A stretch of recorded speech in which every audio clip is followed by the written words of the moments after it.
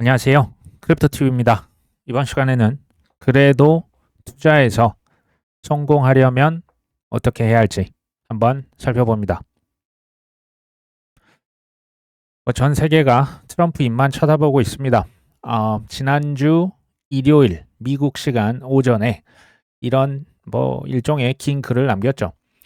핵심은 중국, 유럽 등 미국의 적자가 너무 크죠. 이것을 줄이기 위해서 폭탄 관세를 그대로 강행하겠다. 이 지난 일요일 버전입니다. 그래야 미국의 돈과 일자리가 다시 돌아올 것이다 라고 나 물러나지 않을 거야. 쉽게 관세 이거 내리지 않아 라고 얘기를 했죠.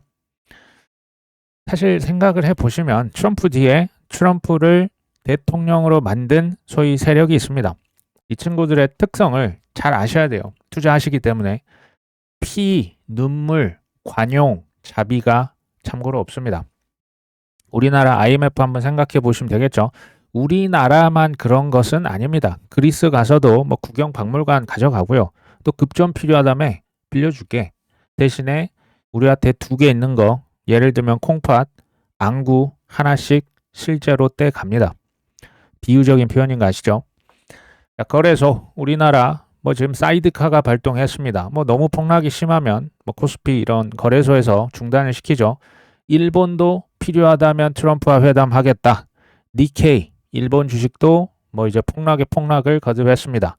대만 주식 시장, 그러니까 아시아 시장이 먼저 열리죠. 폭락을 거듭하고 여기에서도 서킷 브레이커가 발동되었습니다. 대만 주식 시장도 중단됐죠. 한번 근데요. 이 상황에 우리가 압도를 당할 수밖에 없는 상황이 맞습니다. 근데 조금 한 발짝 뒤에서 보시는 것도 제가 볼 때 필요하거든요. 감정적으로 대응하시면 제가 볼 때 결과가 썩 지나놓고 보면 좋지 않은 경우가 많으세요. 어쨌든 그들이라고 하면 세력을 의미합니다. 지금의 월스트리트, 빅테크, 트럼프 뒤에 있는 그 집단은요. 사실은 미국의 달러 기축통화죠. 미국 그 기준금리 그리고 예전에 코루나를 통해서 그리고 앞으로는 CBDC와 AI를 통해서 지금은 뭘 통해서 관세 하나 가지고 전 세계를 들었다 놨다 하는 게 느껴지십니까? 그만큼 통제도요. 할 수 있는 힘이 있어야 됩니다. 그 힘을 갖고 있습니까? 안 갖고 있습니까? 지금 갖고 있는 거죠. 그냥 막 채찍을 미친 듯이 휘두르고 있는 거예요. 관세를 통해서 이렇게까지 할 수 있었다라는 게 실은 놀라울 정도죠. 거의 지구 대멸망 수준으로 시장이 거의 그냥 코로나 위기 때만큼 떨어졌다라 보시면 돼요.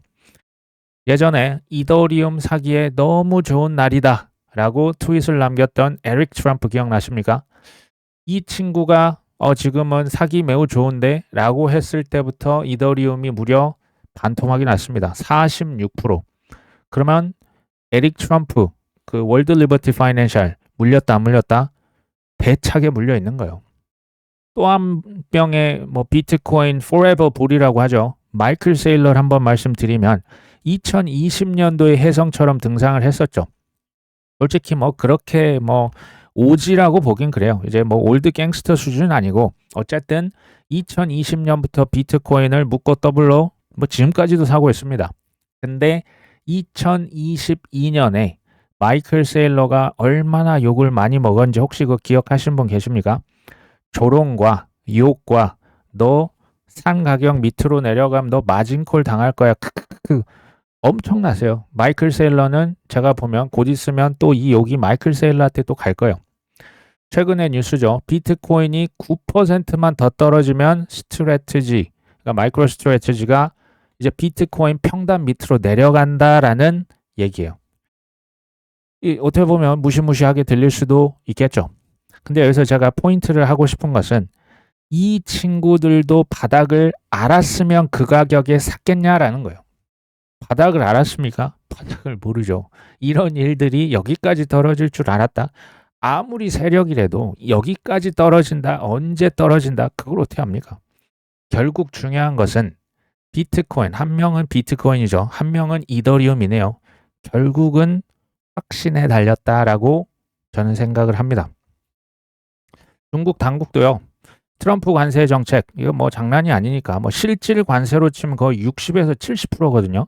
이거는 안 그래도 지금 경기 침체 지금 심각합니다. 뭐 여기 부동산 뭐 돈으로 막긴 하지만 뭐 젊은 친구들 뭐 취업도 안 되고 중국 정말 엄청 힘든데 여기에서 보시면 경기 부양책 가속화를 논의하겠다.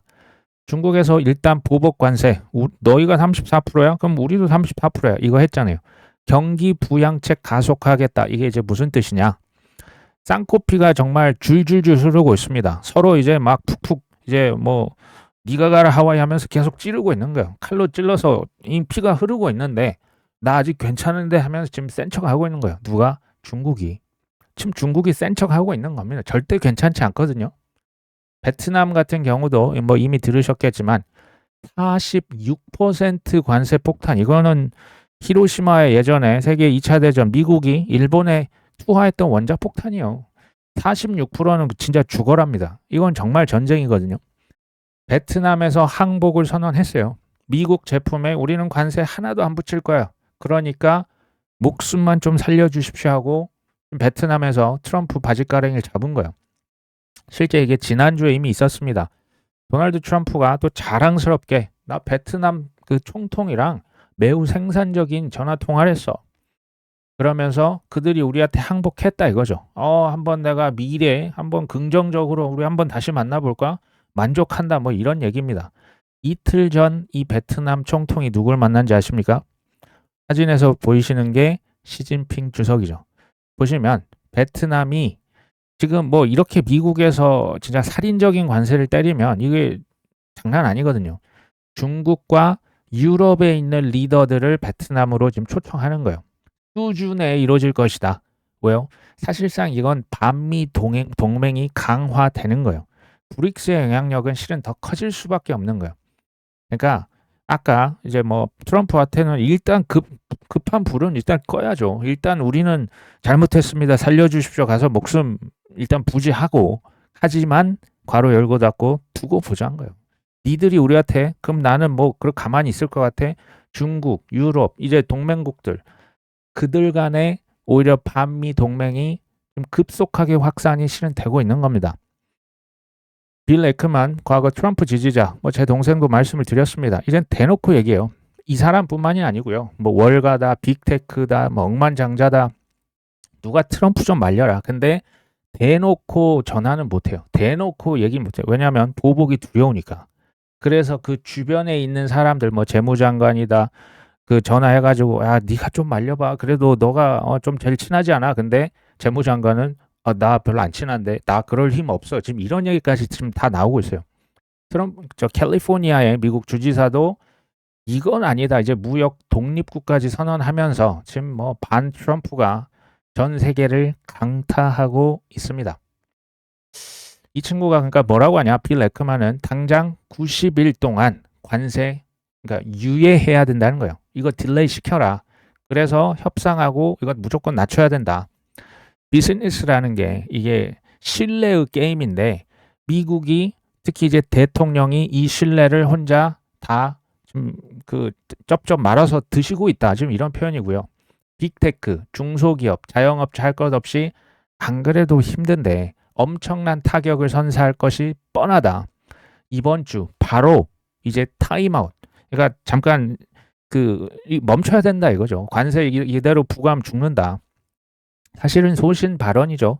소신 발언들이 계속 미국에서도 많이 나오고 있습니다. 이건 뭐냐? 이제 상호 관세죠. 예전에 이렇게 관세를 높이 부과했던 적이 1930년에 있었어요. 이제 스무트 홀리 이제 관세법이라고 해서 자국 보호주의 이때 엄청났죠. 1930년 이 관세가 근데 대략 평균 20%였거든요. 근데 최근에 이 지금 미국의 상호 관세가 현실화된다면 맥시멈 35%의 관세, 기존의 관세가 거의 뭐 2배 가까이 올려버리는 겁니다. 이 자국 보호주의 폭탄 관세는 분명히 아셔야 될 게 경제 대공황을 부를 수 있습니다. 단 전제 조건이 있습니다. 중요합니다.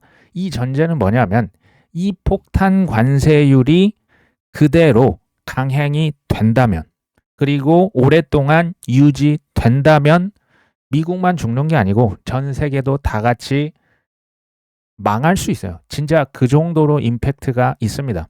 전제 조건을 제가 말씀을 분명히 드렸죠. 그러니까 여기서 키 퀘스천이 뭐냐? 질문은 이 트럼프의 관세, 고관세 폭탄이 오래 지속될 수 있느냐? 오래 지속되면 이 경기 침체를 사실은 피할 수는 없어 보인다. 저는 여기 공감해요. 이게 그러니까 지속될 수 있을 확률. 근데 저는 이 확률을 한 20%로 낮게 봐요. 제가 미래는 모르지만 진짜 이렇게 가면 트럼프 아마 탄핵될 겁니다. 이미 지금 칼 갈고 뒤에서 준비하고 있거든요. 근데 오래 가지 않고 이게 이제 나중에 또 뭐 협상하면서 아 그래 뭐 관세 너무 내가 심했지 하면서 좀 이제 관세를 깎아주거나 하면 여기서 역사적인 buying opportunity가 될 것이다. 매수 기회가 될 것이다. 결국은 이 두 개예요. 그러니까 이 트럼프 관세가 오래 갈 것이냐 혹은 협상용 전술에 불과할 것이냐 사실은 이겁니다. 근데 전 세계를 달러, 금리, 관세, 뭐 어떤 질병으로 실은 통제를 하고 있는 거죠. 우리가 여기에 대해서 뭔가를 할 수가 있습니까? 할 수 있으면 좋겠는데 그들의 통제에 우리가 어떻게 벗어날 수가 있습니까? 전 세계를 돈이랑 금리랑 관세랑 질병으로 통제하는데 이거 불가능해요. AI도 원래 잘 쓰면 이게 좋은 굉장한 혁신인데 이것을 이제 뭐 전 세계를 들었다 놨다 하는 친구들이 통제 수단으로 CBDC도 마찬가지입니다. 그 자체가 뭐가 잘못이 있겠습니까? 여기서 제가 포인트는 미래를 맞추겠다. 특히 타이밍을 내가 바닥을 잡을 수 있다. 지금부터 떨어진다. 이거 확신하십니까? 그럼 언제부터 오른다? 그것도 그럼 맞추실 수 있으셔야 되겠죠. 이게 안 된다는 거예요. 미래를 몰라요. 그러면 저는 대응의 중요성을 계속 얘기 드리는 것. 대응을 잘하는 게 실은 실력 있는 연륜 있는 투자자예요. 트럼프 1기, 2기 차이가 있죠. 트럼프 1기에서는 관세를 처음에는 낮게 부과했어요. 중국에도 처음에 뭐 5%인가 얼마 안 했어요. 근데 다음 이제 몇 개월 지나서 10%, 그 다음에 15% 점진적 인상을 했다면 지금 2기에서는 충격요법을 쓰는 거예요. 처음에 폭탄을 확 때립니다. 그 다음에 점진적으로 인하할 것으로 저는 추정하고 있는 겁니다. 그렇게 예상을 합니다. 한편으로는 그러니까 우리는 그러면 어떻게 해야 되냐? 대응을 잘한다라는 것이 소위 말하는 그 패닉 셀이 아니라 패닉 바잉을 하실 수도 있는 거고 혹은 대응을 안 하는 것이 가장 좋은 대응일 수도 있어요. 저 같은 경우는 최근에 아발란체, 니어, 시바이누, 앱토스, 비트코인도 솔라나도 샀습니다. 추매를 전 했고요. 저는 핑계를 대지 않아요. 방법을 찾는 거죠. 현금 뭐 어디 장롱 속에 좀 숨겨둔 돈 없을까? 핑계를 대지 않고 내가 저는 이게 어떻게 보면 진짜 그 우리 타이밍을 모르니까 우리가 할 수 있는 최선이 뭐가 있습니까? 근데 이제 뭐 장롱도 뒤져보고 금반지도 팔았는데도 이젠 돈 없다. 그럼 최선은요. 업비트 창을 보지 마십시오. 공부는 계속 하셔야죠. 그냥 자기 일, 지금 하고 있는 일, 거기에 그냥 충실하시면 돼요. 이것을 하시는 게 저는 최선이라고 봐요. 뭐 돈이 없어도 어쩌겠습니까? 땅을 파도 안 나오면 할 수 없는 거죠. 크게 지금 이제 의견이 엇갈리는 게 상승론자는 위에 보시면 A죠. 우리가 지금 여기 있는 거다. 하락론자는 밑에 있는 거다. 이제 떨어진다. 나의 탈출은 지능손이다. 뭐가 맞을까요? 사실 이건요. 지나 보면 알아요. 그러니까 이것을 뭐 내가 정확하게 알겠다. 조심하십시오. 그런 분들을 조심하셔야 돼요. 어쩌다 한 번은 맞출 수 있습니다. 그게 계속될 수 없다는 것을 제가 말씀을 드리는 거죠. 하락장 주장하시는 분은 B일 거고 상승장은 A일 겁니다. 근데 제가 이제 여기서 또 하나 짚고 넘어갈 것은 굳이 내가 맞았다고 싸울 필요가 있습니까? 코인 투자 왜 하십니까? 수익을 가져가기 위해서 하는 거죠. 근데 가끔 보면 나의 어떤 자아, 내가 옳았음을 증명하는 게 돈을 버는 것보다 더 중요한 분들이 생각보다 있어요. 솔직히 말씀드리면 저는 그런 분들이 큰 돈을 버는 걸 본 적이 없어요. 그러니까 주식과 사랑에 빠지지 말라는 얘기도 사실 비슷한 얘기예요. 내가 그 주식 뭐뭐 코인 내가 샀는데 왜 네가 뭔데 그거 언급을 안 해줘? 네가 뭔데 그것을 욕해? 의미 없어요. 좋으면 그냥 사시면 되고 아니다 싶으면 그냥 팔고 떠나시면 돼요. 그렇지 않습니까? 그리고 지금 이 상황은 똑같죠. 근데 사람마다 이게 좀 달라요. 주목하는 지표가 다를 수 있습니다. 어떤 사람은 글로벌 유동성이 시장을 움직이는 제일 그 중요한 지표다. 어떤 사람은 이벤트, 지금 관세 폭탄이죠. 어떤 사람은 온체인 지표를 보시는 분이 있고 어떤 분은 차트, 트렌드 라인 깨졌다. 그럼 손절한다. 그러니까 각자 이게 다른 거예요. 뭐가 이제 맞냐 그러냐 보다는 본인께서 그냥 중시하는 지표를 보시고 결정을 하시는 거예요. 뭐 남이 어쨌다 저쨌다는 다 의미가 없습니다. 우리 주기용 대표님, 저는 이분을 리스펙합니다. 근데 이제 불 사이클이 이제 끝났다. 이분은 이렇게 생각을 하시는 거예요. 이유가 있겠죠. 사실 21년 5월 달에도 시즌 종료를 조금 일찍 선언을 하셨죠. 한 4월 말이었습니까? 그때 그러니까 이분이 그냥 뭐 근거 없이 하시는 분이 아니잖아요. 크립토 퀀트 대표 아닙니까? 온체인 지표를 봤더니 매도 압력이 엄청 크더라 이거예요. 근데 지금 똑같은 상황이 벌어진 거죠. 실제 21년 5월 달 석가탄신일에 큰 폭락이 나왔고요. 이때 비트코인이 마이너스 58% 빠집니다. 지금 50%는커녕 지금 한 마이너스 40% 정도 됐을까요? 최고점 대비. 비트가 마이너스 60이 되면 알트는 뭐 그냥 너덜너덜해지는 거죠. 그때랑 지금 느낌이 좀 저는 비슷하다라는 생각은 듭니다. 하지만 그때 시즌 종료라고 하기에는 불과 한 6개월 뒤에 비트코인이 최고가를 다시 찍었었죠. 알트코인은 이제 소위 메타버스다, 뭐 게임이다, 저기 NFT 그때 기억나십니까? 샌드박스나 메타버스 뭡니까? 메타 쪽 있죠. 그런 코인들은 그냥 뭐 묶고 더블로 뭐 10배, 20배 날아갔고 이전 반면 고점을 못 찍었던 알트코인도 있어요. 이거는 케바케가 될 수는 있습니다. 저라고 해서 그럼 뭐 다 미래를 맞춘다. 아시잖아요. 제가 뭐 작년에 산타랠리가 올 것 같은데 안 왔어요. 2월, 3월에는 단기 반등이 올 것 같은데 단기 반등 왔습니까? 2월, 3월, 지금 4월까지도 지금 흘러내릴 기세죠. 틀린 거예요. 그러면 저도 틀린 거네요. 근데 제가 그러니까 미래를 맞추려고 하는 게 아니고 저는 제가 이것을 기반으로 단타를 한다. 그러니까 유효 기간이 있는 급전으로 투자를 한다. 이런 걸 제가 그래서 안 한다라고 얘기를 한 거죠. 그냥 기다리면 언젠가 오를 테니까. 사실 이게 인정하는 게 쉽진 않아요. 어차피 미래를 모르고요. 미래를 못 맞춘다라는 것을 인정하는 게 되게 중요해요. 근데 자꾸 이걸 맞추려고 하죠. 왜요? 맞추면 한 방이니까. 단기에 큰 돈 벌 수 있으려면 맞춰야 되니까. 사실은 불가능한 탐욕이라고 전 봅니다. 더 중요한 질문을 던져보겠습니다. 마이너스 계좌에 마이너스 80%가 찍혀도 계속 사 모을 수 있습니까? 레이 달리오가 계속 이런 얘기를 해요. 이런 투자의 세계를 일반인들에게 절대 권유하지 않는다. 저도 똑같이 말씀드렸잖아요. 웬만하면 코인 하지 말아라. 왜? 마이너스 80%라는 것은 피가요. 막 튀기는데 이 피가 내 피인지 남의 피인지 몰라요. 근데 그때 사란 얘기예요. 이게 된다? 이게 되는 분들이 돈을 번다니까요. 쌀 때 많이 사셔가지고 비쌀 때 많이 팔라. 제가 뭐 거의 노래를 부르고 있죠. 이게 비결이에요. 이게 이 원칙을 벗어나면 불가능해요. 수직은 불가능합니다. 현실은 어떻습니까? 가격이 싸면 쌀만한 이유 수백 가지가 준비되어 있습니다. 절대 다수의 대중이 살 수 있겠습니까? 안 된다니까요. 핑계를 대든 뭘 하든 안 사요. 못 삽니다. 가격이 비싸면 비싼 이유가 반대로 수백 개, 뭐 언론에서 잊었다 하면 뭐 저기 메타가 아마존이 뭐 비트코인, 이더리움, 뭐 솔라나 샀던데 이런 뉴스가 떤다고 한번 가정을 해 보십시오. 그때 절대 다수가 팔고 떠나야 되는데 못 떠난다. 그러니까 성공 투자자가 그렇게 적은 거예요. 이 차트를 만든 사람 같은 경우는 유동성이 큰 영향을 미칠 것이다 라고 보는 거죠. 근데 여기 보시면 5월 1일자부터 해서 지금 노란색이 지금 막 상승하고 있죠. 이게 글로벌 M2입니다.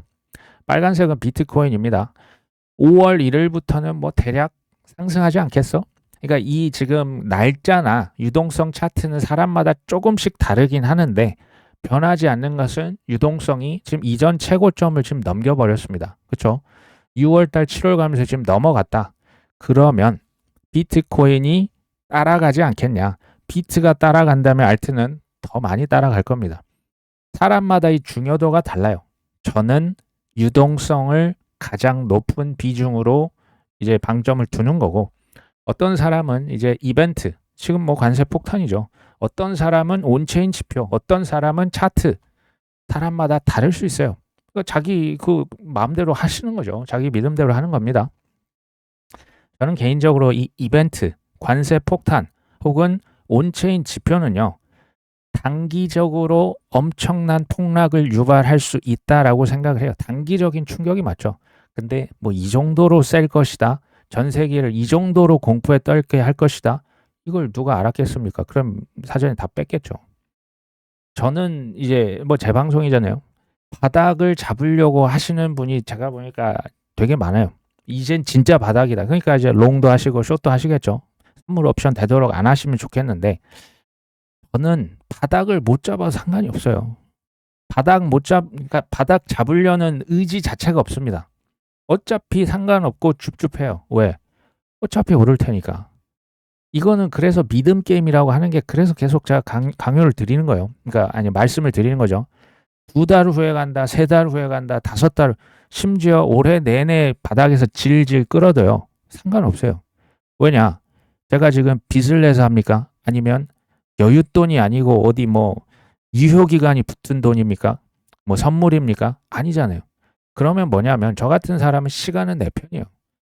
시간 뭐 그게 네가 이기나 내가 이기나 이제 이 수준도 아니고 그냥 뭐 기다리자. 뭐 어쩔 수 없지 뭐.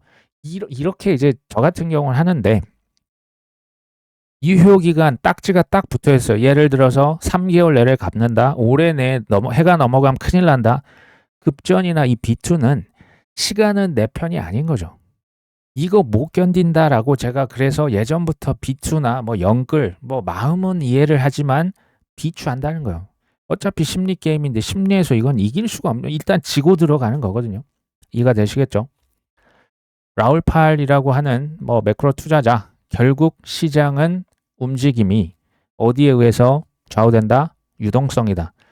정확히는 이 이제 친구 회사 라울 비전이 아니죠. 그 어쨌든 그 회사에서 GMI 이제 파이낸셜 컨디션 지표를 만들었어요. 이게 근데 예전에 보여드렸는데 기억나십니까? 금융 컨디션 지표가 하늘로 급상승합니다. 그럼 무슨 얘기냐? 달러가 약달러로 갈 것이다. 금리도 낮아질 것이다. 기름값도 낮아질 것이다 라고 이 금융 컨디션 지표에서 얘기를 하는 거예요. 쉽게 말하면 유동성이 올라가고 이 파이낸셜 컨디션이 그러니까 완화될 것이다. QT에서 QE로 갈 것이다 라고 얘기를 하고 있는 거죠. 이게 왜 중요하냐? 이 달러가 약해지고 금리가 낮아지고 기름값, 뭐 산업에서 기름을 많이 쓰잖아요. 이 비용이 낮아지면 이게 비즈니스 사이클에 기름칠을 해서 원활하게 굴러가게 할 것이다. 그래서 ISM, 제조업 지수, 서비스업 지수가 어떻게 된다? 지금 50이 아니고 저 60까지도 갈 것이다 라고 예측을 하는 겁니다. 그러면서 뭐 지금부터 한 일주일, 2주일 후에 유동성이 시장에 이제 반영이 이제 될 것이다. 시장이라 하면 미국 주식과 코인을 말합니다. 근데 제가 이분을 뭐 지난 한 5년, 6년 팔로잉을 한 결과 타이밍은 잘 못 맞춰요. 타이밍은 정확하지 않았지만 그 방향성은 늘 맞췄어요. 방향성이라 함은 실은 이게 매크로 투자자죠. 방향성을 맞추는 거지 타이밍을 맞춘다. 뭐 그런 사람을 제가 아직 본 적은 없습니다. 22년도 이 라울팔이 솔라나가 그때 폭망했었잖아요. 그때 진짜 조롱이요. 끝에 끝을 솔라나에 투자한다. 거의 진짜 미친 X 취급을 했어요. 그때 전 재산, 당시 전 이더리움을 솔라나로 전량 바꿉니다. 누가? 라울팔이. 그때 그 가격 솔라나 얼마에 샀겠냐? 뭐 10,000원에서 20,000원, 30,000원, 40,000원 이 가격에 산 거죠. 제가 볼 때 이 가격은 이제 쉽지 않을 거라 봐요. 어떤 구독자분은 뭐 저한테 이제 그런 얘기 하시는 것 같아요. 아니 당신이야 그때 뭐 싸게 샀으니까 그런 말 하지. 그 싸게 살 수 있는 기회가 지금 왔습니다. 제가 핑계를 대기보다는 방법을 찾자라는 얘기를 계속 드리는 거죠. 항상 핑계를 대고요. 어떤 성공할 수 있는 사람은 항상 방법을 찾습니다. 중요한 것은 트럼프의 관세가 앞으로 더 완화되지 않겠느냐. 저는 이렇게 봅니다. 근데 그게 뭐 바로 뭐 다음 주가 될지 2분기가 넘어갈지 3분기가 될지 이걸 모른다라는 거예요. 저는 이걸 몰라요. 혹시 이거 아십니까? 성공하는 게요. 결국 이제 클리셰라고 해요. 이게 뭐냐면 누가 볼 때는 뭐 별거 아닌 것 같은 일상을 그냥 꾸준히 사는 거. 어떻게 보면 되게 재미없는 거죠. 어떻게 하면 서울대 갈 수 있다? 뭐 서울대가 뭐 인생의 그거라고 최종 목표는 아니라고 보지만 공부 잘해서 서울대를 가려면 그냥 꾸준히 공부하는 거죠. 언제까지? 그냥 될 때까지. 꾸준히 공부를 하셔서 투자도요. 좋은 것들만 사십시오. 이상한 코인, 100배 코인, 200배 코인 막 그냥 묻고 막 보복 리벤지 그 트레이딩 하지 마시고 좋은 코인들, ETF 누가 봐도 이제 지금 기다리고 있는 코인들 있잖아요. 그런 거 꾸준히 사셔서 기다리신다면 성공하실 수 있지 않을까요? 마지막은 제가 뭐 좋아하는 그 배우 중에 한 명, 오정세입니다. 뭐 유퀴즈에 나왔더라고요. 뭐 1년 전 영상이긴 합니다. 최근에 그 폭삭 소가수다에서도 재밌게 잘 봤었는데 수상 소감, 상을 탔다고 합니다. 동백꽃 소감이라고 혹시 아십니까? 여러분들이 무엇을 하든지 간에 그 일을 계속 하셨으면 좋겠습니다. 무슨 얘기인가 봤더니 그냥 계속 하다 보면 평소랑 똑같이 했는데 그동안 받지 못했던 위로와 보상이 나중에 지금 말고 뭐 1년 후, 2년 후, 그게 언제 될지 몰라. 5년 후가 될지 10년 후가 될지 모르지만 나중에 여러분을 한꺼번에 찾아오게 될 것입니다. 이 얘기를 하는데 주변에 이제 배우들 눈에 막 눈물이 맺히더라고요. 자기는 그게 동백꽃이었다. 그러니까 자기에겐 그 동백 그 역할이 그런 큰 한꺼번에 온 너무나 큰 소중한 보상이었다. 그 전에 뭐 오디션 1000번을 봤다고 합니다. 말이 1000번이지 1000번을 시도하실 수 있는 분이 많다고 보십니까? 어떤 분은 돈 많이 벌어도 방송을 계속 해주세요라고 하시는 분도 있고, 아, 이 친구 실력 없을 거야. 왜? 안 그럼 못하러 방송하겠어? 방송을 22년 했을 때 실은 이 정도로 상황이 많이 안 좋을 때 실은 시작을 했어요. 그때 이 시장에 10년 이상 있었던 저도 힘들다는 걸 느꼈다면 일반인들 많이 힘드시겠구나. 진짜 그 마음, 아, 이 사람들을 조금 내가 가지고 있는 것으로 좀 실상을 볼 수 있게 도와드릴 수 있지 않을까? 그래서 사실은 시작을 한 겁니다. 사람마다 저는 이게 다를 수 있다고 봐요. 이 오정세 배우님에게는 연기인 거예요. 그냥 뭐 좋든 기분이 뭐 좋든 나쁘든 뭐 비가 오든 눈이 오든 그냥 하는 거예요. 그게 연기고요. 크립토 TV 저나 동생에게는 실은 투자예요. 저는 뭐 투자를 평생 할 생각이고요. 뭐 돈을 뭐 많이 벌었다고 해서 투자 뭐 여길 떠나겠다. 실은 그렇지는 않습니다. 김연아 뭐 스케이트 선수에게는 이게 피겨 스케이팅이었던 거죠. 누구는 이게 공부고요. 누구는 사업이고 누구는 피아노고 예술이고 뭐 미술이 될 수도 있잖아요. 예전에 유퀴즈에서 이런 질문이 나왔어요. 제작진이 아니, 무슨 생각으로 이 엄청난 이 보니까 부상도 장난 아니고 이 눈물 없이는 볼 수가 없어요. 이 훈련 장면 보면요. 엉덩이부터 해가지고 이 그냥 발목이 다 나갑니다. 사람의 어떤 그 다리 같지가 않아요. 너무 힘들어 보이시는데 무슨 생각하시면서 연습하세요? 그때 이제 유명한 짤이 생성이 됩니다. 그냥 하는 거지. 여기서 무슨 생각하면서 스트레칭 하세요 하니까 무슨 생각을 해? 그냥 물어보니까 그냥 하는 거지. 이런 짤이 생성이 돼서 과거에 화제가 됐었거든요. 제가 보니까 한 분야의 대가를 만날 수 있는 기회가 뭐 과거에는 제가 행사를 하면서 뭐 이제 행사를 지금은 안 합니다. 지금은 뭐 여러 이제 유튜브나 책을 보면서 접하면 그냥 한답니다. 제가 보니까 그냥요 10년을 하시는 분도 있고 심지어 20년을 하는 사람도 있어요. 언제 터질지 모른다. 그리고 뭐 최근에 뭐 투자를 뭐 힘드니까 그러시겠죠. 뭐 투자를 해라 말아라 이걸 사세요 파세요 당신이 틀렸다 말았다 이거 뭐 애들입니까? 지금 뭐 한두 푼도 아니고 좀 적은 돈 투자하시는 게 아닐 텐데 투자를 해라 말아라 아직도 이 수준에 머물면 되겠냐라는 거예요.